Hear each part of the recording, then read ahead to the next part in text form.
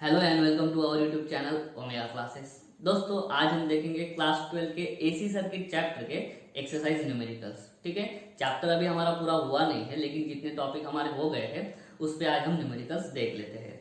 तो आपका जो टेक्स्ट बुक है उसमें न्यूमेरिकल स्टार्ट होता है क्वेश्चन नंबर 12 से। हम क्वेश्चन नंबर 12 देखते हैं।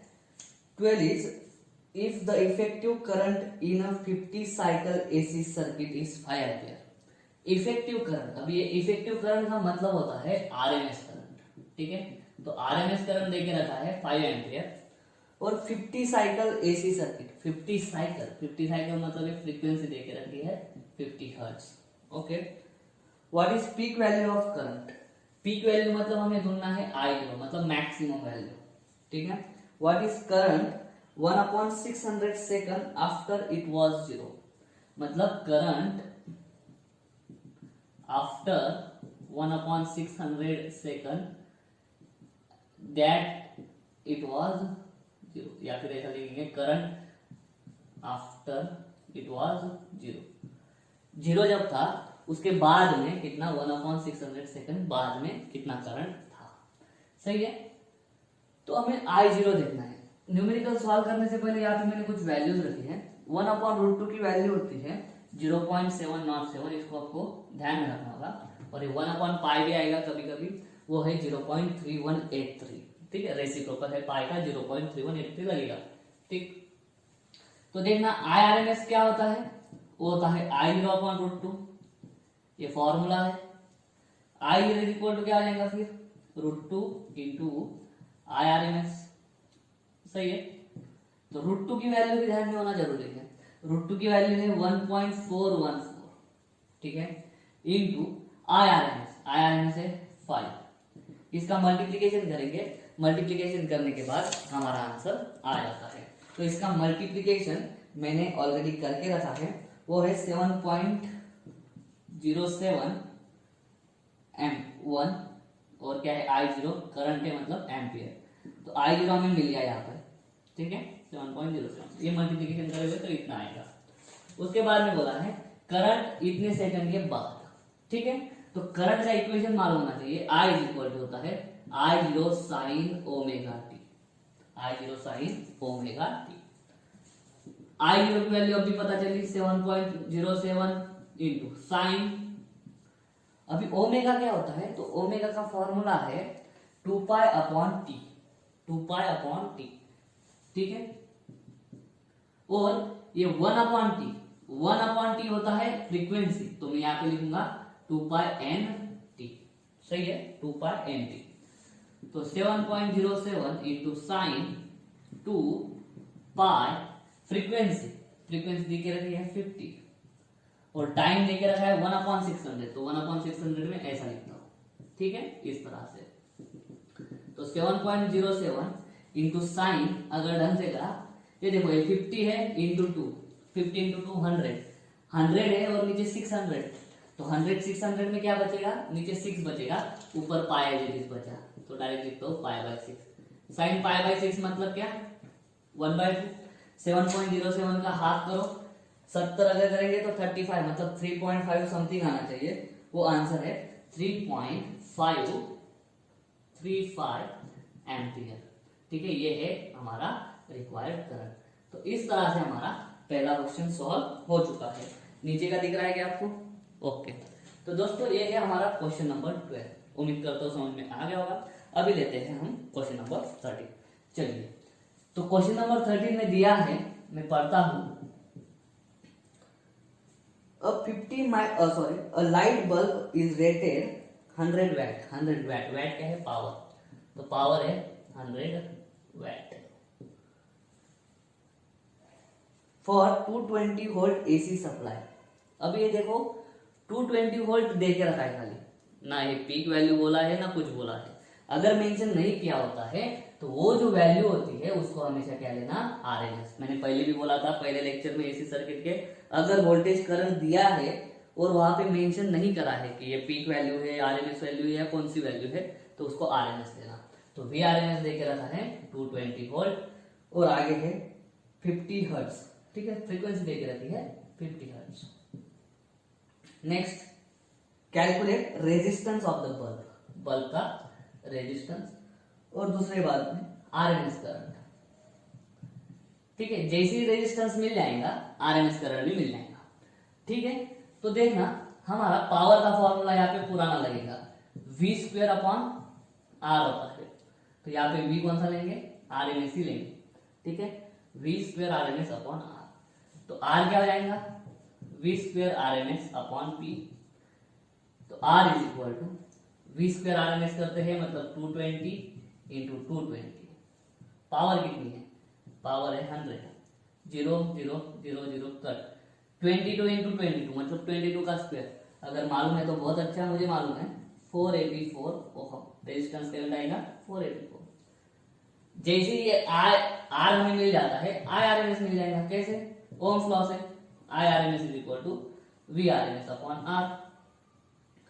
वी आरएमएस कितना है आपका 220 अपॉन 484, मतलब क्या, 220 अपॉन 22 इंटू 22, सही है, तो ऊपर 10 बचेगा, नीचे 22, कैसे, 22 जो है इसको ये देखो 22 से डिवाइड करा तो नीचे 1 ऊपर 10, 10/22, 10/22 मतलब क्या, 5/11, अभी 5/11 सॉल्व करना पड़ेगा, वो कितना आएगा 0.50 हो जाएगा, तो 0.4 समथिंग आएगा, उसका आंसर मैंने कैलकुलेट करके रखा है, वो है 0.4545, 0.4545।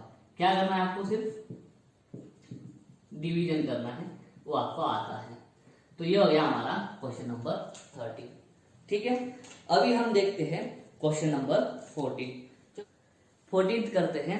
14th में आपको दिया है 15 माइक्रोफैरेड कैपेसिटर, कैपेसिटर की वैल्यू माइक्रोफैरेड में दी है, तो उसको हम लिखेंगे, सी दे के रखा है 15 माइक्रोफैरेड।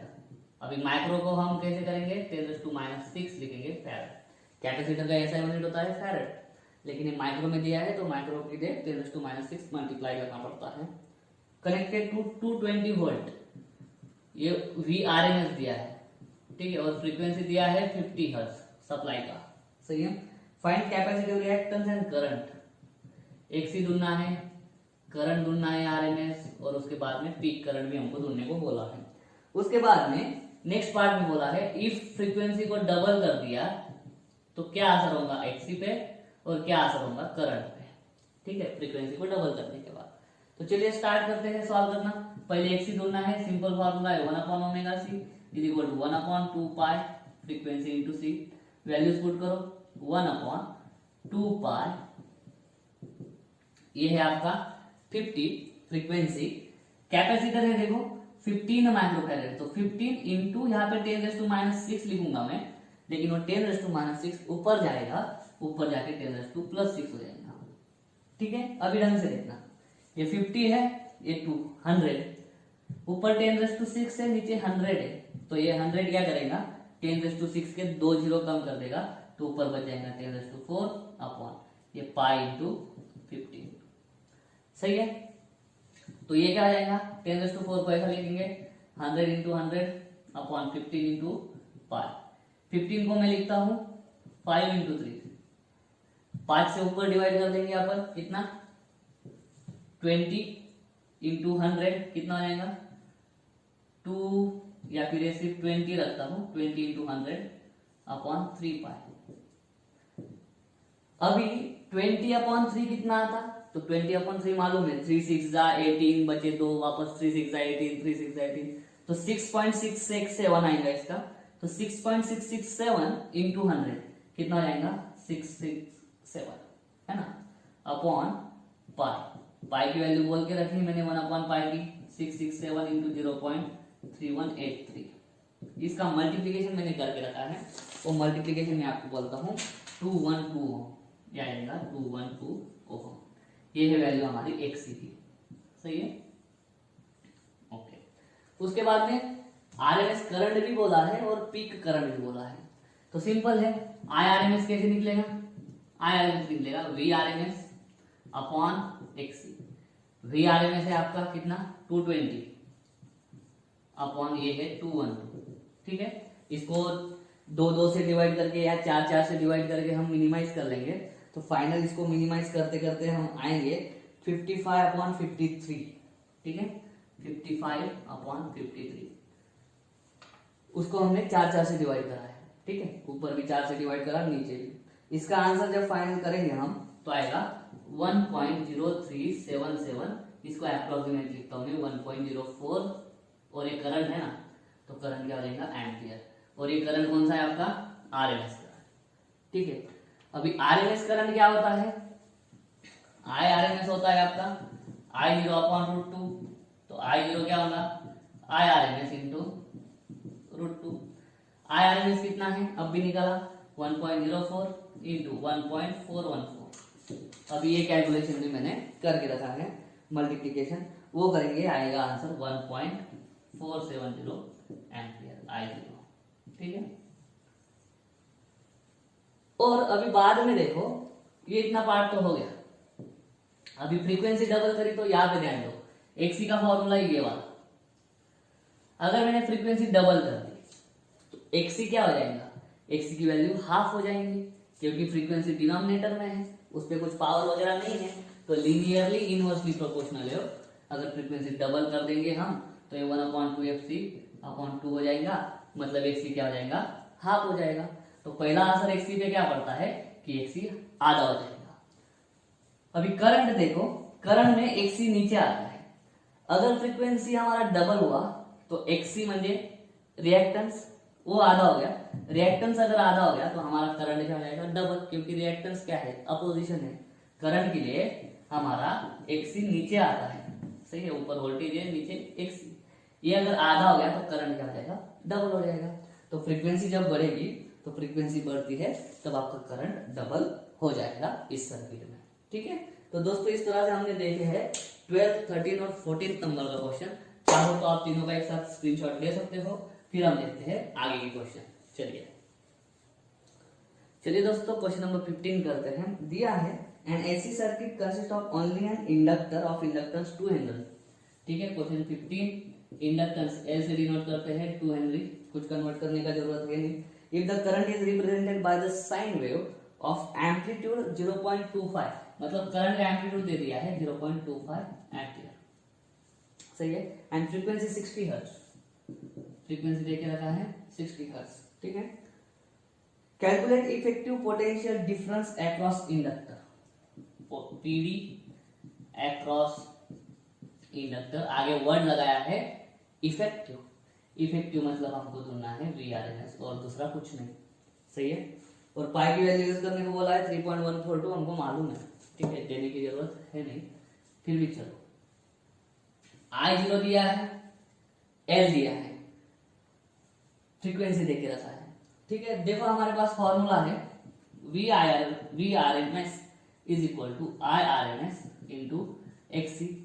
ये कहां से आया, ये हमने कैपेसिटर का जब सर्किट पढ़ रहे थे तब इंडक्टर का भी हमने उसमें देख लिया था। सिंपल है, voltage equal to current into resistance, लेकिन जब इंडक्टर लगाते हैं रेजिस्टेंस मतलब अपोजिशन, तो करंट इंटू अपोजिशन, यहाँ पे XC नहीं होगा, सॉरी यहाँ पे क्या होगा XL, इंडक्टर है ना, तो IRMS इंटू इंडक्टर का रिएक्टेंस सॉरी, तो रिएक्टेंस पहले निकाल लेते हैं हम, ये फॉर्मूला यूज करने के लिए रिएक्टेंस लगेगा, तो XL is equal to 2πfl, omega L होता है, ओमेगा की वैल्यू होती है 2πfl, 2π, फ्रीक्वेंसी है 60, L दिया है 2, ठीक है, कितना आएगा 120 इंटू 2 240 इंटू पाई, 240 इंटू 3.142, इसका मल्टीप्लीकेशन मैंने करके रखा है, 15th वाला न्यूमेरिकल है ये, वो आंसर आएगा आपका 754.08,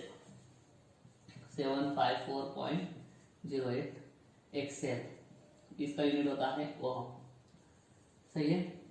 ओके, I0 देके रखा है, I0 से हम क्या निकाल सकते हैं, ठीक है, या फिर क्या करते हैं, हमको VRMS निकालना है ना, तो VRMS कैसे निकलेगा, जब हम IRMS निकाल लेंगे, ठीक है। IRMS निकालने के लिए फिर वो कैलकुलेशन करना पड़ेगा आपको, देखना IRMS is equal to I0 upon क्या होता है √2, I0 की वैल्यू देखे रखी है 0.25 अपॉन √2। अभी 1/√2 की वैल्यू मैंने लिख रखी है 0.707, तो इसको करते हैं 0.25 इंटू 0.707, तो 0.25 इंटू 707 जो है वो आता है, मैं कैलकुलेशन करके बताता हूँ, ठीक है।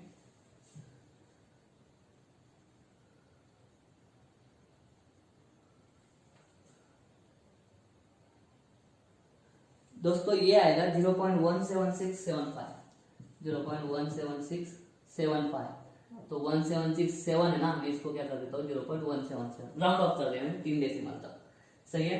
तो ये हो गया IRMS, हमको चाहिए VRMS, VRMS is equal to ये वाला formula IRMS into XL, IRMS किधर गया तुम्हारा, ये 0.177, XL किधर है 754.08, इसका आंसर जब आएगा वो आंसर आएगा, मैं कैलकुलेशन करता हूँ 754.08 इज इक्वल, वो आएगा 133.28, तो 133.28 इसका मतलब क्या अप्रोक्सीमेटली 133.3, और ये क्या है वोल्टेज है, तो ये जाएगा वोल्ट, सही है, ये आंसर हो जाएगा हमारा।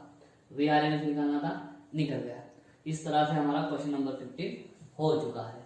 अभी देखते हैं क्वेश्चन नंबर 16। चलिए क्वेश्चन नंबर 16 करते हैं। 16 में दिया है alternating EMF of E is equal to 220 sin 100 pi t, उसको कंपेयर करके बाकी की चीजें निकाल लेंगे हम। Is applied to a circuit containing an inductance of 1/pi henry, L दिया है 1/pi हेनरी, ठीक है। Write an equation for instantaneous current through the circuit, instantaneous current के लिए इक्वेशन लिखना है हमको, ठीक है। What will be the reading of AC galvanometer connected in the circuit, अभी AC गैल्वेनोमीटर क्या मेजर करता है, गैल्वेनोमीटर करंट मेजर करता है, लेकिन यहाँ पे जो मीटर है वो करंट जो मेजर करता है वो कौन सा मेजर करता है, हमेशा RMS, एवरेज नहीं मेजर करते, क्योंकि एवरेज वैल्यू 0 होती है, तो हमको RMS निकालनी है। तो देखो करंट के इक्वेशन निकालने के लिए हमको करंट की पीक वैल्यू लगेगी, ठीक है। जब तक करंट की पीक वैल्यू नहीं निकलेगी तब तक हम ऐसा वाला इक्वेशन नहीं निकाल सकते, I0 sin ओमेगा t, और ये इंडक्टर है तो ध्यान में रखना जब सर्किट में इंडक्टर होता है तो करंट हमारा 90 डिग्री पीछे होता है, तो ये वाला इक्वेशन हमें ढूंढना है। ये वाला इक्वेशन ढूंढने के लिए हमें पहले I0 ढूंढना पड़ेगा, I0 के लिए पहले E0 लगेगा, E0 तो आराम से मिल जाएगा, कैसे, इसको कंपेयर करो, E is equal to 220 sin 100 pi t दिया हुआ है, इसको कंपेयर करो E0 sin ओमेगा t से, तो E0 आराम से मिल गया 220 वोल्ट, और ओमेगा मिल गया 100 पाई, ओमेगा मतलब क्या 2 पाई f 100 पाई, दोनों साइड का पाई पाई कट, 2 डिवाइडेड बाय हो जाएगा, तो f आ जाएगा हमारा 50 हर्ट्ज, फ्रीक्वेंसी आ गया 50 हर्ट्ज। तो अभी करंट और वोल्टेज में रिलेशन क्या है, voltage is equal to current into resistance, मतलब अपोजिशन, यहाँ पे रेजिस्टेंस की जगह पे इंडक्टर है, और इंडक्टर का अपोजिशन होता है उसका रिएक्टेंस। तो पहले एक्सेल निकाल लेते हैं, ओमेगा एल मतलब 2 पाई f l, 2 पाई f की वैल्यू 50, l है तुम्हारा 1/pi, तो देखो पाई पाई कट हो गया, तो 50 इंटू 2 इंटू 1 मतलब कितना 100 ओहम आ गया, खत्म बात। E0 है, XL है, तो I0 आ गया, I0 is equal to E0 upon XL, E0 कितना है 220 अपॉन 100, ये हो जाएगा 2.2 एम्पियर।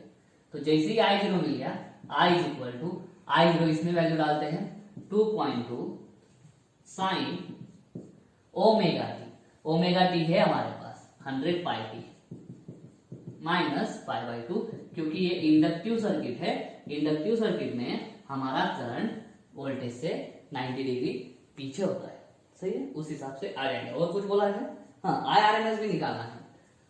IRMS कैसे निकालता है, तो बहुत सिंपल, I0 अपॉन √2, I0 अब भी निकाला 2.2, 1/√2 की वैल्यू 0.707, तो 1.4 वगैरह कुछ आएगा, मैंने वैल्यू निकाली है इसकी भी, वो वैल्यू आएगी 16th नंबर का क्वेश्चन 1.555 एम्पियर, ये आएगा हमारा IRMS, ठीक है, ये रहा।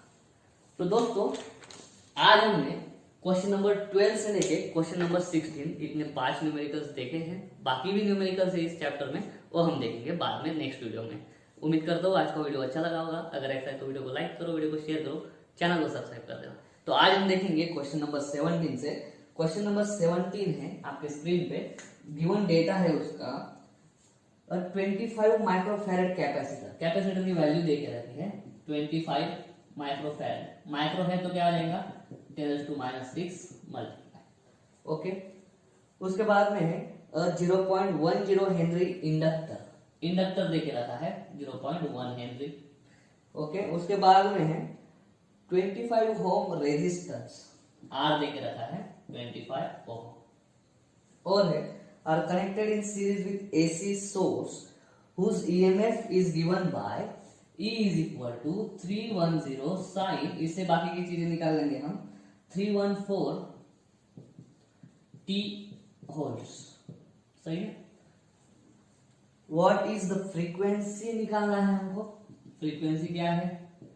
उसके बाद में रिएक्टेंस बोला है, रिएक्टेंस मैंने बोला है या फिर सिर्फ एक्स, उन्होंने बोला नहीं है। एक्सी निकालना है, एक्सएल निकालना है। हमको मालूम है जब सीरीज में आ जाते हैं सब तो रिएक्टेंस जो होता है एक्चुअली वो होता है एक्सएल माइनस एक्सी या फिर एक्सी माइनस एक्सएल। ठीक है, उतना। What is the frequency, reactance, impedance, impedance Z से डिनोट करते हैं।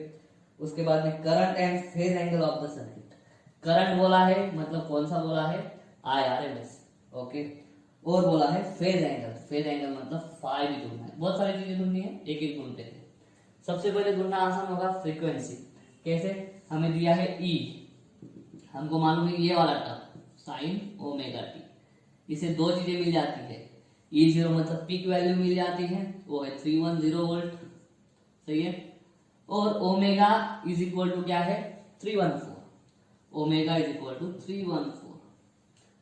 इसको मैं लिखूंगा, ओमेगा को मैं लिखता हूं 2 pi F is equal to, इसको देखो अच्छे से लिखता हूं मैं 314। अभी 3.14 क्या है आपका पाई होता है, 314 को मैं क्या लिखूंगा 100 पाई है ना, 100 से मल्टीप्लाई कर दो तो मैं इसको लिखता हूं मैं 100 पाई, ताकि पाई पाई दोनों साइड का कट हो जाए। 2f is equal to 100, therefore f is equal to 50 hertz. तो पहला आ गया हमारा 50 हर्ट्ज। जैसे ही फ्रीक्वेंसी आ जाता है आपको एक्सएल मिल जाएगा, आपको एक्ससी मिल जाएगा। एक्सएल निकालते हैं पहले, और जो बड़ा होगा उसमें से छोटा वाला माइनस कर देंगे। एक्सएल निकालते हैं, फॉर्मूला ओमेगा है, ओमेगा कितना है 314, एल कितना है 0.1, कितना आएगा 31.4, और एक्सएल का यूनिट होता है ओम। नेक्स्ट बारी आती है एक्ससी की, उसका फॉर्मूला है 1 ओमेगा सी, 1 क्या आएगा 314 सी कितना है 25 इंटू 10⁻⁶, तो ये 25 10⁻⁶ ऊपर जाके हो जाएगा 10⁻+6। अभी देखो मैं क्या करता हूँ, मुझे ये मालूम है 1/π मतलब 3.14 का रेसिप्रोकल मालूम है मुझे 0.3183। तो मैं क्या करता हूँ नीचे ऊपर दोनों 100 से डिवाइड कर देता हूँ, तो 10⁻⁴ हो जाएगा अपॉन 3.14 इंटू हो जाएगा 25। ठीक है, ऊपर और नीचे मैंने 100 से डिवाइड करा क्योंकि 3.14 पाई होता है, 1/π मुझे मालूम है 0.3183, डायरेक्ट में वैल्यू डाल सकता हूँ। अभी इसको 10⁻⁴ को मैं लिखता हूँ 100 इंटू 100 अपॉन ये 3.14 का रेसिप्रोकल मैं डायरेक्ट लिख दूं पाई का 0.3183 अपॉन 25, ये हो जाएगा 25 4 100। ठीक है, तो यहाँ पे 4 आएगा इंटू 100 400 इंटू 0.3183। इसको मैं सॉल्व करता हूँ 4, तो ये कैलकुलेशन आ जाएगा 127.32 ओम, क्योंकि ये भी रिएक्टेंस है। देखो बड़ा वाला कौन सा है, उसमें से छोटा वाला माइनस कर दो, आपको इफेक्टिव रिएक्टेंस मिल जाएगा। ठीक है, नीचे का दिख रहा है आपको, ओके ऊपर लिखना पड़ेगा। तो ये बड़ा है और ये छोटा है, कहाँ पे गया ये वाला। तो इफेक्टिव क्या आ जाएगा एक्सी माइनस एक्सएल, एक्सी है 127.32 माइनस ये है 31.4। सही है, कैलकुलेशंस मैंने करके रखे हैं, टाइम से होगा हमारा वो आएगा आपका आंसर 95.92 ओहो। ये हो गया आपका इफेक्टिव रिएक्टेंस।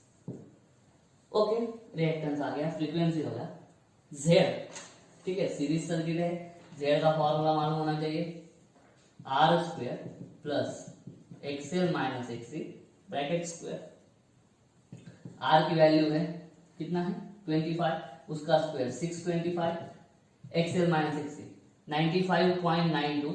इसको आप है ना, इसको आप 96 भी कंसिडर कर सकते हो, क्योंकि 95.9 कितना है 96 के करीब है, 96 का स्क्वायर कर सकते हो, लेकिन मैं टू बी एग्जैक्ट करता हूँ 95.92 का स्क्वायर।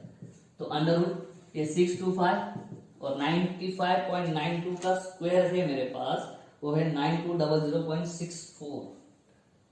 9200.64। इसकी एडिशन भी है, वो एडिशन है 9825.64। इसको मैं ऐसा लिखूंगा, कैसे, ऐसे 98.2, ये 5 के आगे 6 से मैं राउंड ऑफ कर देता हूँ, तो 5 के आगे 5 से बड़ा नंबर है, तो इस 5 का क्या हो जाएगा 6 इंटू पॉइंट कितना कर लिया है मैंने 2, यहाँ से यहाँ पे लाया होगी, तो 10⁻² करना पड़ेगा। ऐसा क्यों करा, क्योंकि स्क्वायर रूट जब हम निकालते हैं किसी अननोन नंबर का जिसका स्क्वायर रूट हमें मालूम नहीं है, और उसको जब 10th की पावर में निकालते हैं ना, तो 10th की पावर हमें इशारा इवन रखना, ठीक है, ताकि क्या हो जाए, अभी अंडर रूट में सिर्फ 98.26 बचे, और रूट से बाहर निकलते वक्त 10 की जितनी पावर होती है ना वो हाफ हो जाती है, ठीक है, तो 2 की पावर हो गई 1। अब ये 98.26 आप आपके लॉग बुक में देख सकते हो, लॉग बुक में लास्ट के 2-4 पेजेस पे है आपके स्क्वायर रूट्स, स्क्वायर रूट में आप 98.26 का स्क्वायर रूट देख सकते हो, मैंने ऑलरेडी निकाल दिया है, वो आता है 9.912, ये हो जाएगा 10⁻², तो 10⁻² मतलब क्या 99.12 इम्पेडेंस है। ये अप्रोक्सीमेटली कितना है 100 ओम, अप्रोक्सीमेट 100 ओम भी आप लिख सकते हो। तो जेड मिला। अभी आईआरएमएस कैसे निकालोगे, जो IRMS is equal to VRMS upon Z. तो आईआरएमएस के लिए पहले वीआरएमएस निकालना पड़ेगा। वीआरएमएस क्या होता है, पीक वैल्यू अपॉन √2, ये हो गया वीआरएमएस लिखा मैंने, ठीक है, या फिर ईआरएमएस जो भी है, नोटेशन पे इतना नहीं जाना, कंसेप्ट मालूम होना चाहिए, वी और ई एक ही है, ठीक है, E0 मतलब पीक वैल्यू अपॉन √2 करा तो वीआरएमएस आएगा, और अपॉन जेड भी करना है, जेड कितना है 100 है, ठीक है, या फिर लिखता हूं मैं 99.12। E0 की वैल्यू है 310, 1 अपॉन √2 होता है 0.707 अपॉन नीचे आएगा आपका 99.12। तो ऊपर का मल्टीप्लीकेशन करना होगा आपको, ऊपर का मल्टीप्लीकेशन आप जब करोगे तो आएगा 219.17 अपॉन 99.1। अभी इसको ज्यादा करने की जरूरत है नहीं, ज्यादा सोचना नहीं इसको करते हुए। ये क्या हो जाएगा, अगर 100 माना तो ये हो जाएगा 2.19, ठीक है, लेकिन ये 100 से कम है, तो जो आंसर आएगा वो 2.19 से थोड़ा ज्यादा आएगा। तो 2.19 से ज्यादा कितना हो सकता है 2.2, खत्म, 2.2 लिख के छोड़ दो, ज्यादा कुछ सॉल्व करने की जरूरत है नहीं। ये हो गया आपका आईआरएमएस, ठीक है, ए दिया गया। अभी फाई के लिए फॉर्मूला है आपके पास इंपेडेंस ट्रायंगल से, या आप डायरेक्ट ध्यान में भी रख सकते हो, cos phi is equal to होता है R अपॉन Z। ये आया है आपका इंपेडेंस ट्रायंगल से, ठीक है, या फिर आपको मैंने पावर इन एसी सर्किट बताया है, पावर इन एसी सर्किट में cos फाई लिखा था हमने, उसको पावर फैक्टर बोलते हैं R अपॉन Z, ठीक है। तो cos फाई R कितना है, R था 25, और मैं Z लेता हूं 100 डायरेक्ट, ठीक है, 100, 99.12 नहीं लेता हूं मैं, 100 लेता हूं। तो theta is equal to cos inverse 25 upon 100 मतलब क्या 1/4, 1/4 मतलब क्या 0.25। तो आपको क्या करना है, लॉग बुक में नेचुरल कोसाइंस में जाना है, नेचुरल कोसाइंस में 0.25 आपको देखना है नंबर, सही है, किधर मिलता है क्या किसी कॉलम में, जिस कॉलम में आपको 0.25 या उसके करीब का नंबर मिल गया उसके सामने का डिग्री देखना है, मिनट देखना है, उतना देखोगे आपको एंगल मिल जाएगा। मुझे मिला था वो एंगल, कहाँ पे है वो एंगल है 75.52 डिग्री, 75.52 डिग्री। लेकिन इसको रेडियन में कैसे करेंगे, इधर करता हूं मैं, रेडियन में कन्वर्ट करने के लिए इंटू पाई बाय 180 करना पड़ता है। ये अगर आप आंसर करते हो तो इसका आंसर आपको आएगा 1.318 रेडियन। सही है, ये आ जाएगा आपका फाइव।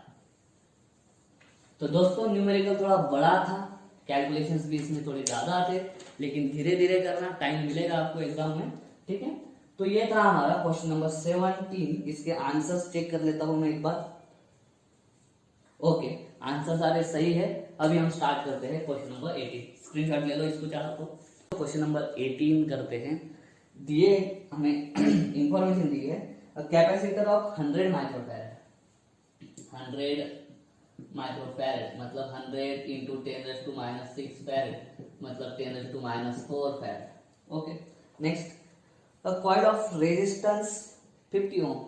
कॉइल ऑफ रेजिस्टेंस बोला है तो रेजिस्टेंस लिखेंगे 50 ohm and inductance 0.5 henry. Inductance दिया है 0.5 हेनरी। नेक्स्ट है are connected in series with 110 volt. हमें दिया है VRMS 110 वोल्ट। वोल्टेज बोला है, मेंशन नहीं किया है पीक है या RMS है कुछ, तो डायरेक्ट क्या लेना, RMS लेना, ठीक है।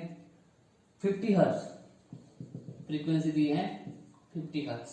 Okay, calculate the RMS value of current in the circuit. RMS value हमें ढूंढनी है करंट की, ठीक है। तो RMS वैल्यू कैसे ढूंढते हैं, तो देखना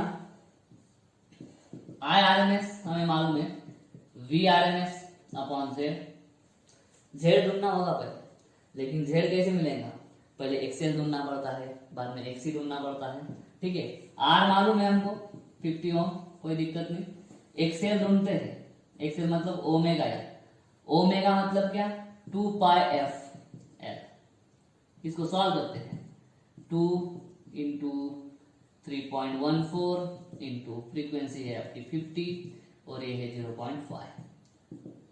2 इंटू 0.5 1 हो जाएगा, तो आपको क्या करना है 50 इंटू 3.14 3.14 इंटू 50। इसको मैं ऐसा लिख दूं क्या, इसको अगर ऐसा लिखा, या फिर एक काम करता हूं मैं 3.14 इंटू 0.5। 3.14 का हाफ होता है 1.57 इंटू ये 2 इंटू 50 करेंगे तो 100, तो कितना आएगा 157, ठीक है। ये आ गया आपका क्या XL। अभी निकालेंगे XC 1 upon omega C 1 upon 2 पाई FC 1 अपॉन 2 पाई F, 2 पाई मतलब 2 इंटू 3.14, F है आपका 50 और C है 10⁻⁴, वो ऊपर जाकर रहेगा 10⁻+4। अभी देखना यहाँ पे क्या होगा, 50 इंटू 2 100, 100 के 2 जीरो, ऊपर के 2 जीरो को कट कर देगा, तो ऊपर सिर्फ बचेगा 100 और नीचे सिर्फ बचेगा 3.14। तो 3.14 मतलब पाई, पाई का रेसिप्रोकल मालूम है तो डायरेक्ट करो 0.3183 इंटू 100, कितना आएगा 31.8 ओहम। तो XC भी मिल गया हमको, सही है, XC मिल गया। R है, XL है, XC है, चलो Z निकालो, under root R square plus XL minus XC bracket square. R square मतलब 50 का स्क्वायर 2500, XL माइनस XC ये कैलकुलेशन करा हुआ है मैंने, ठीक है। 157 माइनस 31.8 करेंगे, वो आएगा 125.2, ठीक है, 125.27। एक्चुअली ये जो है 3.142 होता है ना पाई, 3.142, तो यहाँ पे एक थोड़ा सा लगा देते हैं, और ये है 31.83 मैंने पूरा लिया था तब, ठीक है। तो लिखते हैं 125.27, उसका क्या है स्क्वायर है, XL माइनस XC आता है 125.27 और उसका स्क्वायर लिखेंगे 2500 प्लस ये जो है उसका स्क्वायर है 15700 अंडर रूट फाइनल होगा 18200। इसको लिखते कैसे देखो, मैं लिखूंगा इसको 182 इंटू 100 का जो है वो 10 बाहर आ जाएगा। तो अंडर रूट आपको क्या करना है 182 किसके किसके बीच में आता 169 जो 13 का है 13 का स्क्वायर और 196 जो कि है 14 का। तो 13 14 के बीच में कुछ होगा, ठीक है। तो वो जो आती है वो वैल्यू आती है 13.4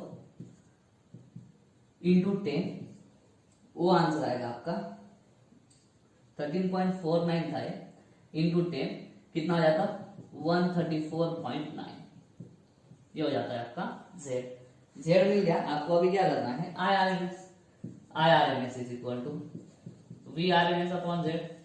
we R M S already है आपके पास, दिया है 110 110 अपॉन 134.9। मैं क्या करता हूँ ऊपर नीचे 10 से डिवाइड कर देता हूँ, तो ऊपर वाला हो जाएगा 1.1, ये नीचे हो जाएगा 1.349। अब ये 1.349 का आपको रेसिप्रोकल निकालना पड़ेगा लॉग बुक से। लॉग बुक से रेसिप्रोकल कैसे निकालते हैं उसका डेडिकेटेड वीडियो है मेरे पास, मैं लिंक उसका डिस्क्रिप्शन में दे दूंगा। तो इसका रेसिप्रोकल आएगा और उससे जब आप मल्टीप्लाई करोगे तो फाइनल आंसर आपका आएगा रेसिप्रोकल से मल्टीप्लाई करने के बाद 0.815 एम्पियर, और यही हमको निकालना है IRMS। सही है, तो ये था हमारा 18th नंबर का क्वेश्चन। उम्मीद करता हूँ समझ में आ गया होगा, चाहो तो आप स्क्रीनशॉट ले सकते हो। फिर देखते हैं 19th। चलिए दोस्तों क्वेश्चन नंबर 19 करते हैं। दिया है find capacity of capacitor which when put in series with 10 ohm resistance.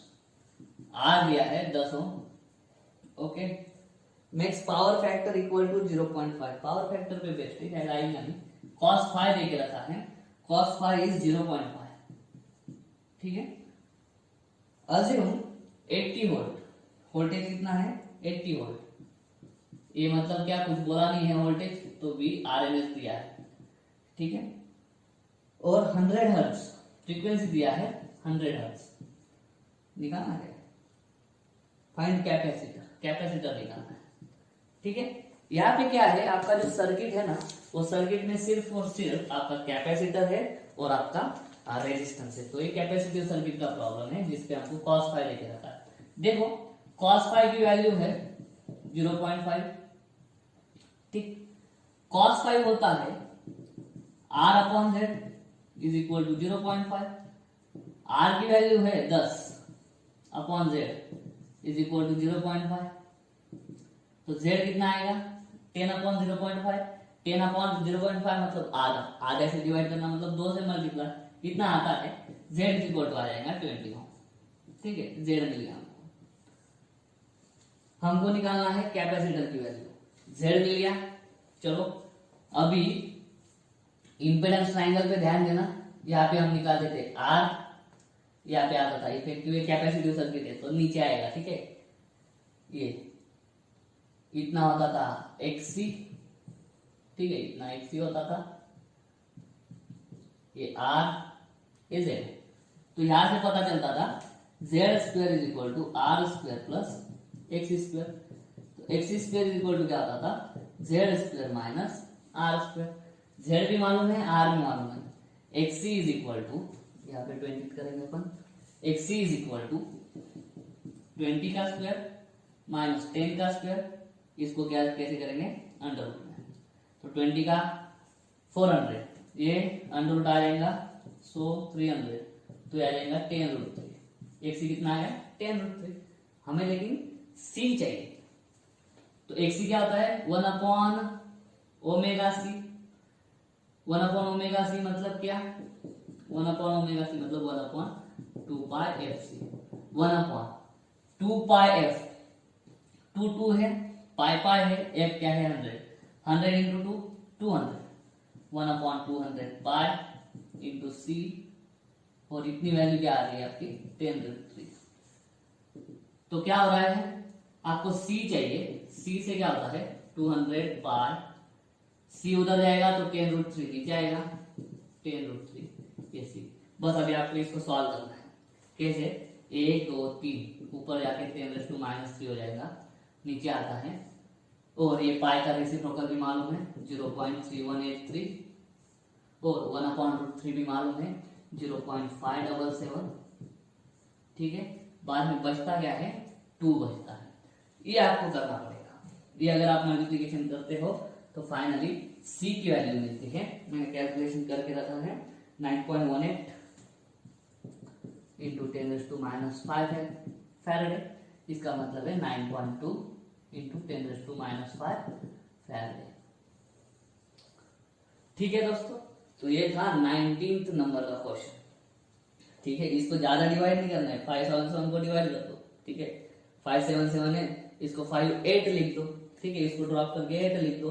58 का क्या आ जाएगा आपका 29 हो जाएगा, बस बाद में से मल्टीप्लिकेशन रहेगा। ठीक है, अभी लेते हैं क्वेश्चन नंबर 20। चलिए दोस्तों, क्वेश्चन नंबर 20 में दिया है find the time required for a 50 hertz alternating current. Frequency दिया है 50 hertz alternating current to change its value from 0 to RMS value. Initial value थी उसकी 0, बाद वाली वैल्यू थी आरएमएस। देखो बस इतना ही दिया है, तो हमें क्या करना पड़ेगा, करंट का इक्वेशन यूज करेंगे। आई इज इक्वल टू, ये इंस्टेंटेनियस वैल्यू है। ठीक है, I0 साइन ओमेगा टी।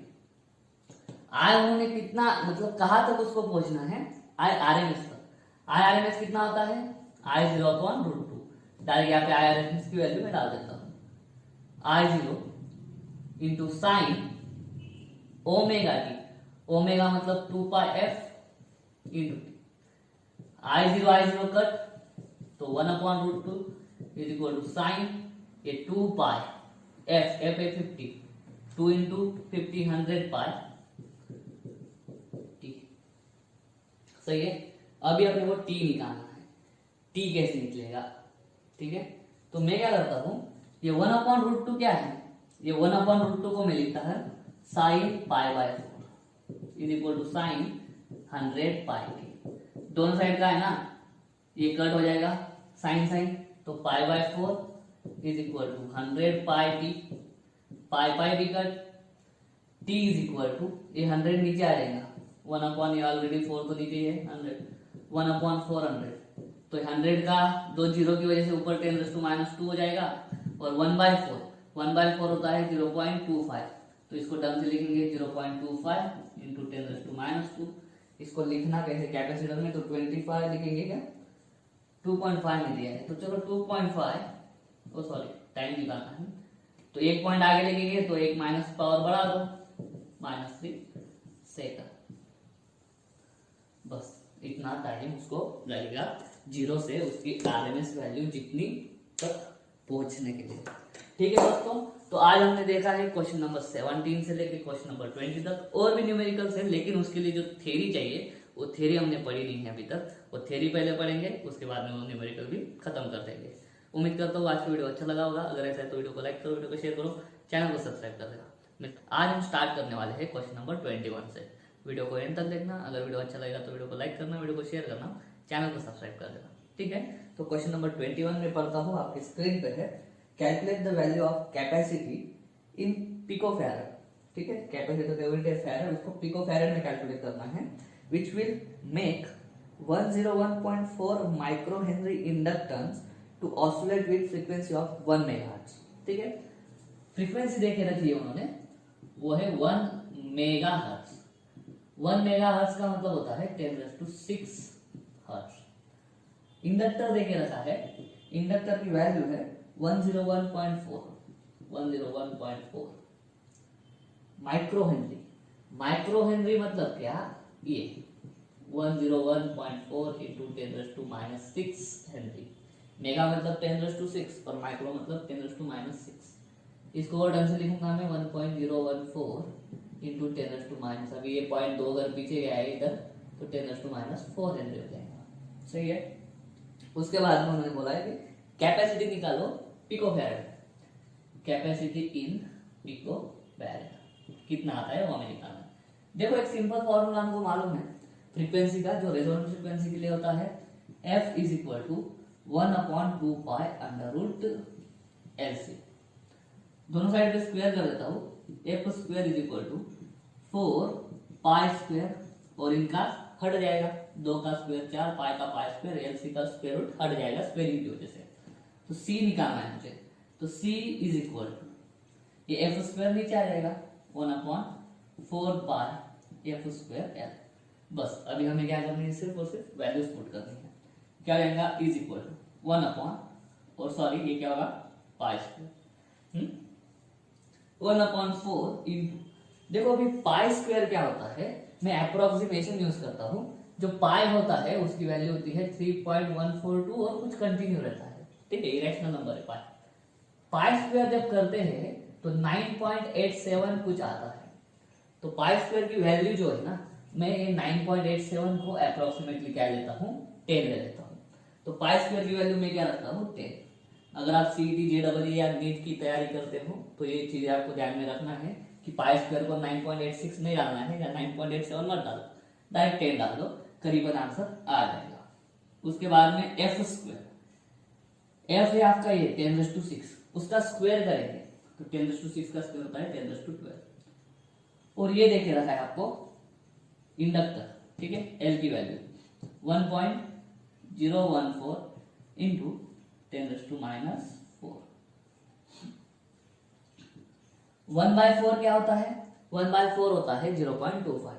तो ये जो 1/4 है इसकी वैल्यू में लिख देता हूँ 0.25 अपॉन, देखना अभी क्या क्या बचता है, ये नीचे देखो पावर की टर्म में, मतलब पावर को छोड़ के बाकी यही बचता है 1.014, इसका हम रेसिप्रोकल निकाल लेंगे, सही है, इनटू, अब ये देखो 10 कुछ नहीं है मतलब 1 है, 10⁻12 प्लस 10⁻1 10⁻13, 10⁻13 में से ये -4 गया 10⁻9, 10⁻9। अभी मैं यहीं पे क्या करता हूँ, इस 9 को अगर मैं ऊपर भेज दूंगा ये पावर को, तो ये नीचे जो प्लस था, ये प्लस वाला पावर ऊपर जाके क्या जाएगा 10⁻⁹। अभी हमको क्या करना है, अभी हमको ये 1.014 जो है उसका रेसिप्रोकल निकालना है। उसका रेसिप्रोकल निकालेंगे लॉग बुक के हिसाब से और उसको हम 0.25 के साथ मल्टीप्लाई कर देंगे। तो ये 0.25 और ये जो 1.014 है उसका रेसिप्रोकल आएगा, वो होगा 0.9861, 0.9861 into 10⁻⁹।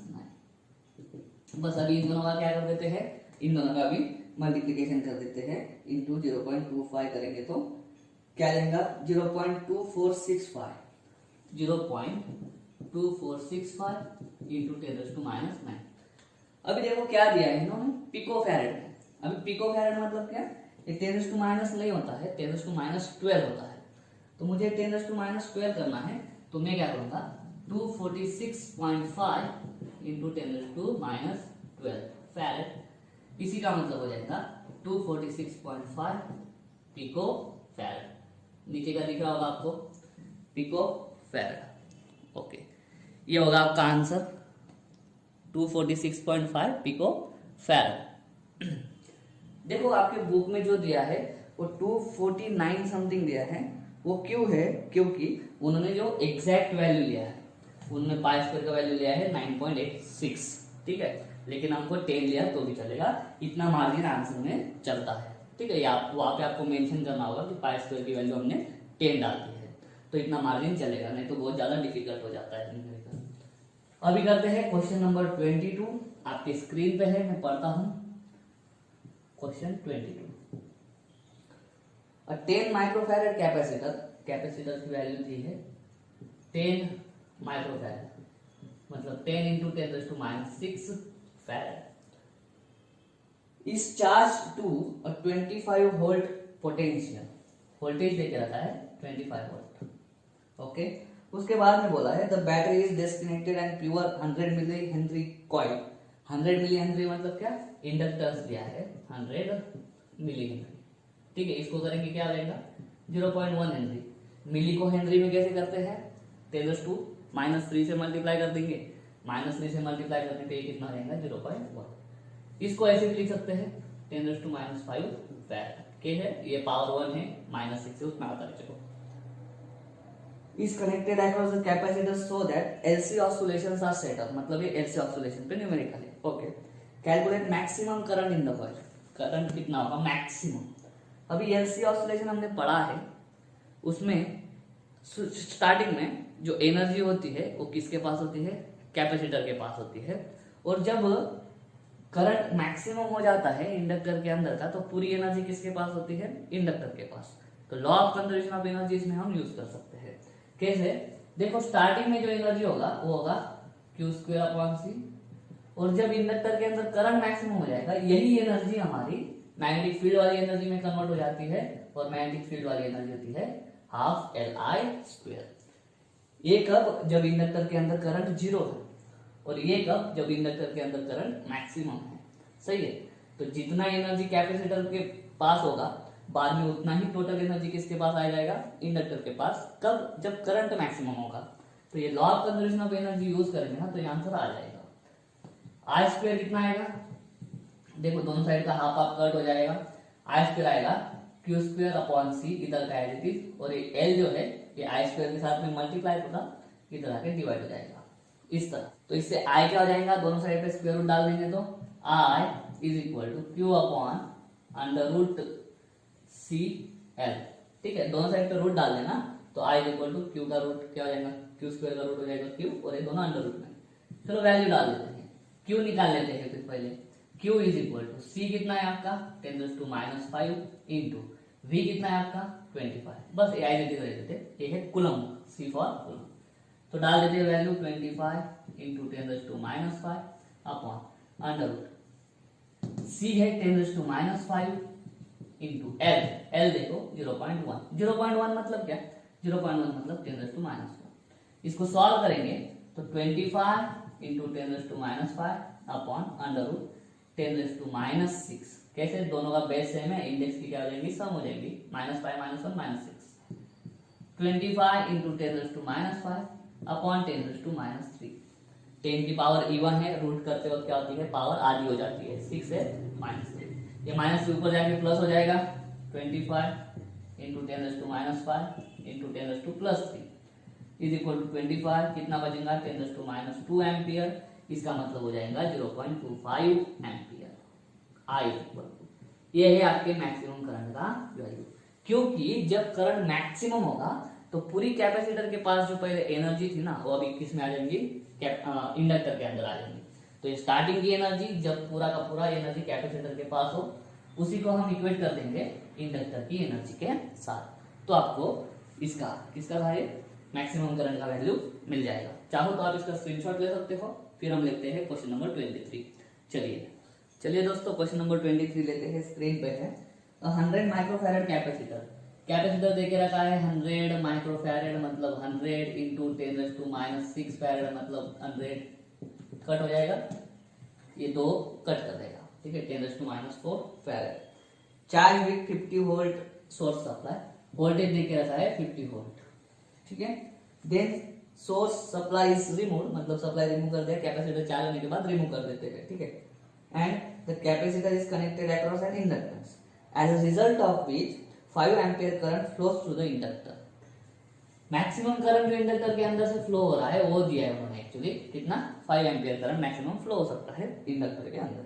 Calculate value of inductance, inductance की वैल्यू निकालना है। सेम कंसेप्ट, सेम, दूसरा कुछ नहीं, वही करने वाले हैं। हाफ Q²/C, जब कैपेसिटर चार्ज हो जाएगा उसके पास इतना चार्ज रहेगा Q जितना, और उसके पास एनर्जी रहेगी इतनी।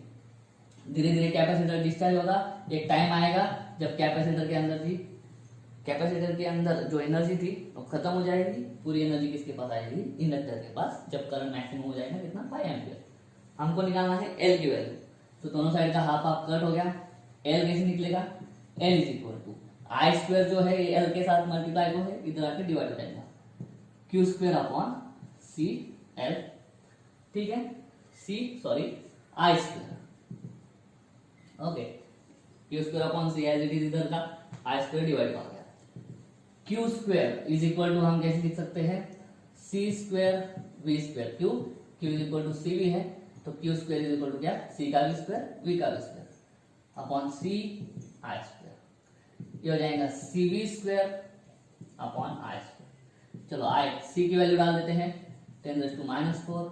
V², ये V है, इसका स्क्वायर करेंगे 50 इंटू 50 अपॉन I² हो जाएगा 5 इंटू 5।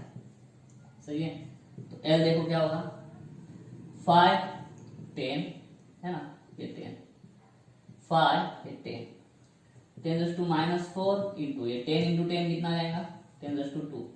इक्वल टू आ जाएगा 10⁻², मतलब क्या 0.01 हेनरी। 10⁻1 को हटा के ऐसे हम इसको लिख सकते हैं। बस इतना ही था।